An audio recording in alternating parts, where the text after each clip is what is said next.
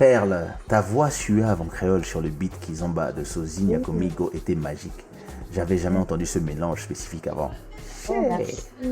Ouais, merci. Pardonnez, Merci, pardonnez-nous.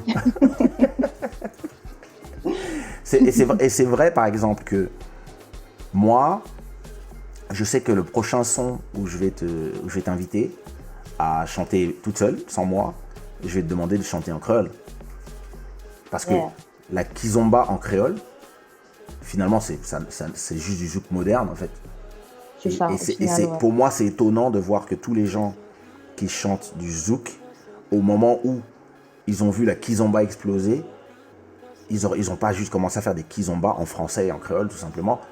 Et on aurait continué à appeler ça du zouk, en fait. Parce qu'avant, on n'appelait pas la kizomba kizomba. On appelait ça le ghetto zouk, ou du candy zouk, ou du zouk R&B. Même ici au Portugal. Mais Cabo Love aussi, mais pas Cabo Love aussi, ou Cabo Zouk. Mais Ouais. si tu vois bien, tous s'appelaient quelque chose Zouk. Zouk, ouais. Et en fait, c'est un peu comme la salsa. Un jour, le nom Kizomba était plus commercial, donc tout s'est transformé en Kizomba. Et moi, la dernière fois, j'étais en Ukraine, et j'étais dans une soirée, et donc on m'emmène dans les différentes salles. Donc il y a la salle Urban Keys, il y a la salle, donc là-bas c'est plus Urban Keys qu'ils aiment, ils ont une façon de danser différente. C'est un mélange, c'est plus hip-hop Kizomba. Et après il me dit non, je dis donc vous écoutez ici, vous écoutez que de l'Urban Keys. Et la personne m'a dit non, on a aussi une salle de Kizomba traditionnelle. Donc je dis emmenez-moi pour voir. Donc on m'emmène dans la salle de Kizomba traditionnelle, et là Zouk et compas.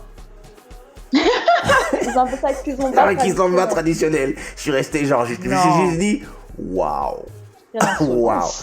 Mais oui, mais d'une certaine façon, ils sont en Ukraine, ils ne connaissent pas. Ils ne connaissent pas, c'est ça, effectivement. Et il n'y a personne qui leur a expliqué les différences, les subtilités.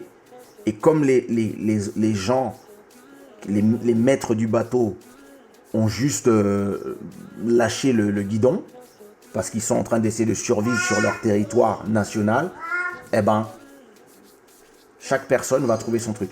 Parce que je t'assure que quand tu vas au Brésil, tu vas entendre les mêmes musiques, mais ils vont danser de la lambada dessus. C'est intéressant. Waouh! Oh, trop mignon. Non, c'est moi qui ai dessiné pour elle. Hein.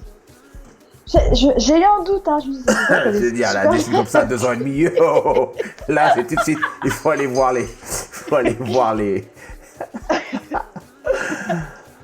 Aminata dit, moi, je ne peux pas définir en tant qu'artiste, je suis un caméléon. Et Perle est pareil. Yeah. Vous avez raison. That's right. Vous avez raison. J'aurais dû faire cette conversation avec vous deux en même temps. Elle peut tout faire. C'est bon. Lil Maro a une question. Perle, peux-tu nous dire ce que tu aimerais accomplir musicalement d'ici 1 an? Ah, bonne question. Ah bah écoute, d'ici 1 an, ce que j'aimerais accomplir musicalement, m'affirmer musicalement.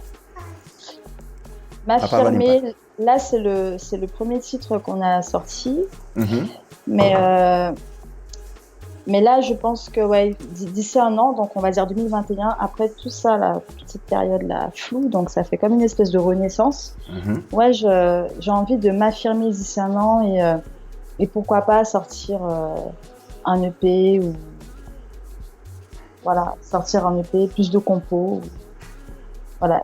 J'ai du mal à dire exactement ce que je veux parce que vous l'aurez compris, j'ai toujours du mal un peu à choisir, machin. Mais est-ce que c'est difficile de ne pas savoir?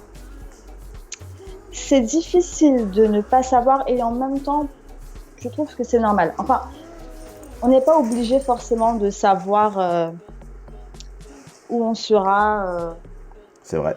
Dans 1 an, dans 2 ans, dans 5 ans. Par sécurité, on aime bien nous poser cette question. Moi, je fais partie de ceux qui ne savent jamais. Voilà, parce que je suis l'énergie, je suis les opportunités, je suis le vent où il m'amène, quoi. Ça fait un peu bohème, hein, mais bon. Ah, j'ai un album qui s'appelle African Bohemian, donc je peux pas être contre ça. Je ne pense pas vraiment qu'on puisse. Enfin, regarde par exemple, toute personne qui vit de la musique des performances musicales, il y a encore 4 mois, n'avait aucune idée de ce qu'il attendait. C'est-à-dire la fin des revenus. C'est-à-dire la fin des choses. C'est-à-dire 2020, une année pourrie pour un performeur.